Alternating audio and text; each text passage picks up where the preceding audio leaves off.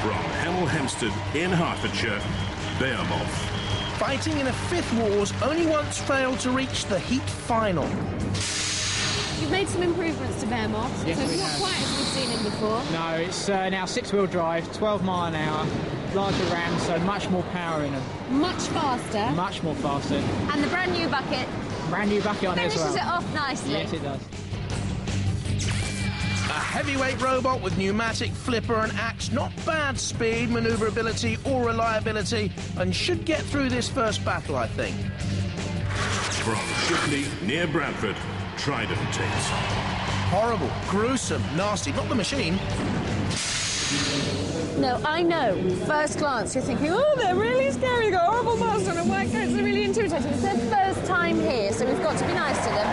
This is the Tridentate team. Lovely robot, nasty spikes, planning to do some damage. You want to know who you're up against. Derek 2, Disc-o-Inferno, and then the one with the history, Behemoth. Behemoth. Well, Behemoth does have a very large axe and a scoop that we could get caught in, perhaps. But my particular fear is Disc-o-Inferno with that very large spinning disc. Spinning discs aren't very nice, and they could have your traction off in no time, couldn't they? And as for you... A tracked oval body with a single front spike and dual rear spikes can drive either way up, but it needs to attack by charging in, and the aerial can be easily lost for me. From Cambridge, in Cambridgeshire, Disc-o-Inferno. Yes, ready to dance, but will it be an early cha-cha or ta-ta? Everyone's quite worried about your disc. Yeah, it's a bit vicious. What's the speed of it? About 1,000 RPM. 1,000? Yeah. That's not very fast. Well, it's pretty fast. It weighs 30 kilograms as well. Right, so OK. It's got a fair bit of power to it.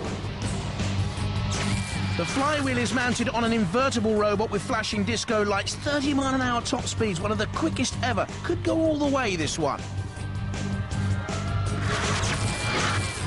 Roboteers, stand by.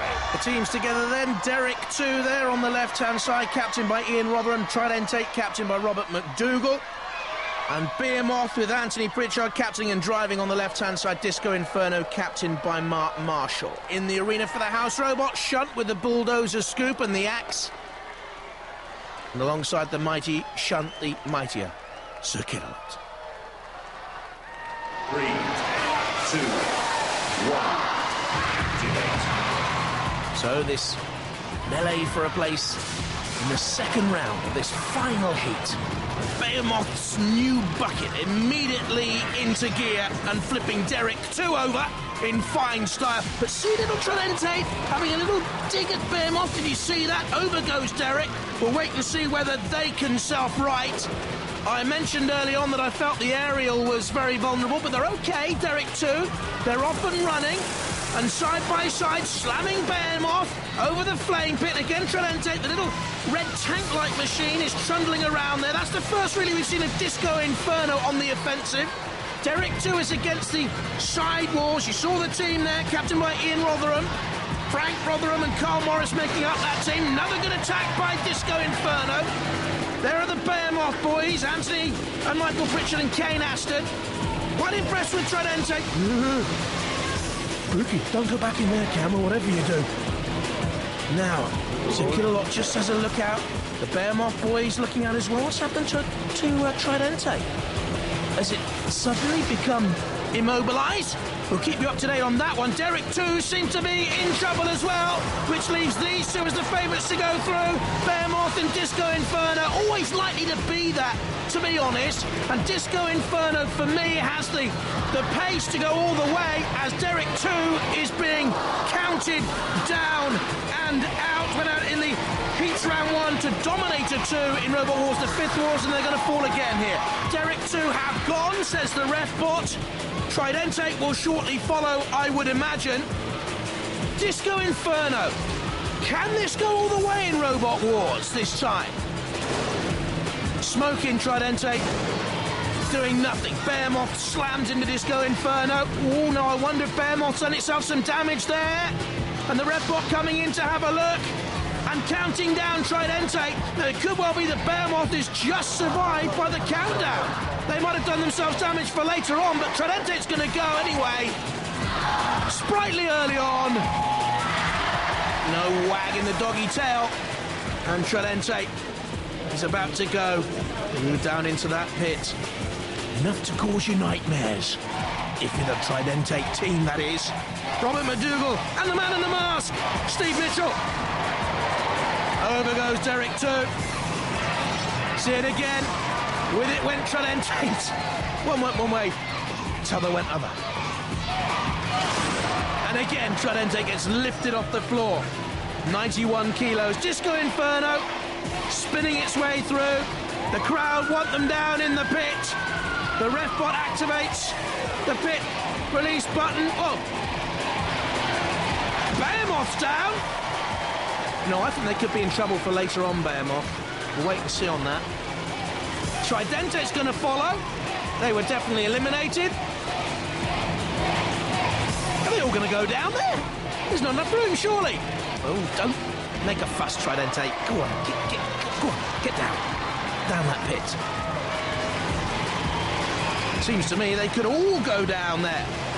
Derek 2's in. Oh, go on, leave Disc-o-inferno out. Quite right, too. If you like that, Tridentate and Derek 2 do a double flip out of the competition. Behemoth, although they're in trouble, they go through along with Disc-o-inferno!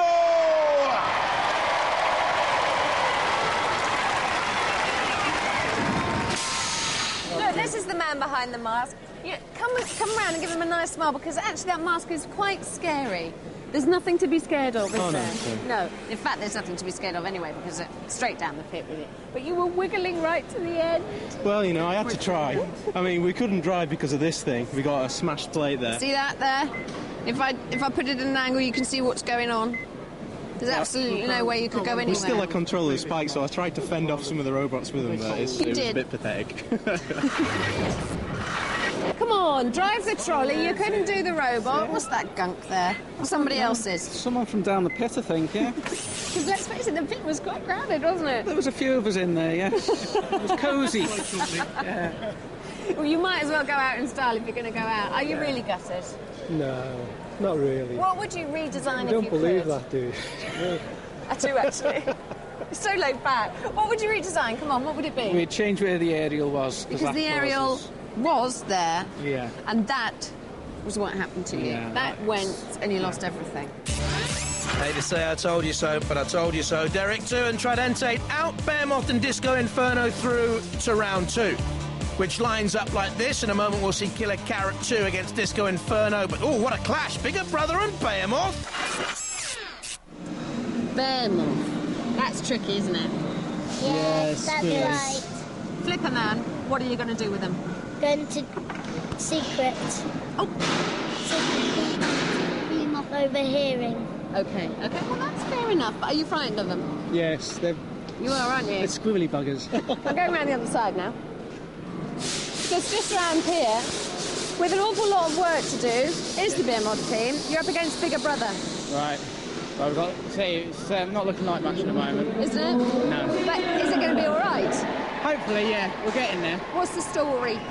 Basically, what Disc-o-inferno did, they pulled the bucket out through the front end, basically where they come from behind, so we've had to replace all the arms and everything. So apart from that, the actual chassis and everything, there's no damage on that. Right. So it's just basically middle section of the assembly to fix. Bigger Brother are powerful, light, manoeuvrable. All the things, well, you're powerful, but you're not light and manoeuvrable. Yes, we are. Well, you didn't see much in there because we only had before the battery leaf fell out, but we are much more manoeuvrable than we've ever been. So you're feeling confident? Yes. Oh, good.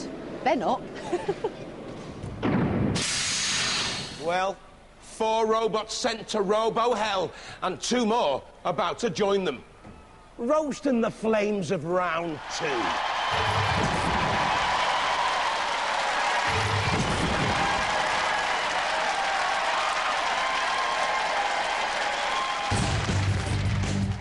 Behemoth. They're the Behemoth team then, in that control pod together. Anthony, Michael, Pritchard and Kane Aston. In the middle, Kane. Bigger Brother. Out comes Bigger Brother. The number 2 seeds. Ian Watts is driving. The Phillipa man, Joe Watts, and Ellie, his sister, alongside him. Roboteers, stand by. In the arena for the house robots, Shunt, Double trouble from those bulldozer buckets, and Sir Killalot, the claws and the lance. 3, 2, 1. Bigger brother. Only Razer stopped them last time. Behemoth getting the front bucket scoop though. Oh, into action very early on, and Bigger brother's in trouble in the CPZ. Oh, brilliant self-righting. Magnificent stuff from Ian Watts driving. What a quick flip Bigger brother has. Very deft, nippy across the arena, spinning a zero-turning circle. Over it goes again. Rights itself 96 kilos in weight. Behemoth 4 kilos heavier, with the waspish yellow and black stripes. But Bigger brother just waiting. It's time to come up with a side attack because he knows he can get in underneath. Behemoth's 3 centimetre yaw